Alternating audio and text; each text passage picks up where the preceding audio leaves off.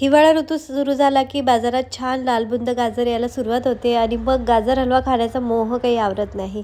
तर अशीच एक गाजर हलव्याची इन्स्टंट आणि अगदी मेहनत वाचवणारी रेसिपी मी तुमच्यासाठी घेऊन आलेली आहे.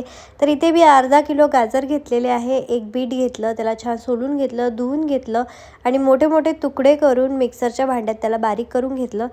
तर बारीक करताना थोडेसे मोठे तुकडे समजा राहिले गाजर आणि बीटचे तर काही प्रॉब्लेम नाही, कारण आपण त्याला कुकरमध्ये शिजवणारच आहे आणि त्यानंतर ते थोडे नरम होतात आणि मग मॅश करून आपण त्याला अजून बारीक करू शकतो. पोटॅटो मॅशरनी मॅश करायचं आहे.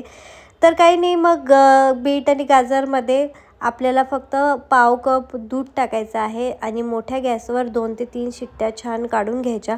नंतर कुकर थंड झाल्यावर कुकर उघडायचा, परत गॅस चालू करायचा आणि त्यामध्ये 8 ते 10 चमचे साखर आणि 2 विलायचीची पावडर टाकायची.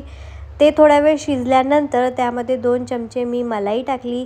त्यानंतर मी त्यामध्ये पाव कप म्हणजे 1/4 कप मिल्क पावडर टाकली आणि जोपर्यंत हे एका बाजूला शिजतंय तोपर्यंत दुसरीकडे मी 2 चमचे तूप छान तापवून त्यामध्ये आपले मनुके, काजू आणि बदाम मस्त फ्राय करून घेतले आणि नंतर ते हलव्यामध्ये टाकले. आता हलवा आटवण्यासाठी मध्ये मध्ये गॅस मोठा करायचा आणि पूर्ण हलवा आटल्यानंतर तो मस्त ड्राय झाला की सर्व करायचा आहे ना. एकदम इन्स्टंट आणि सोपी रेसिपी हलव्याची.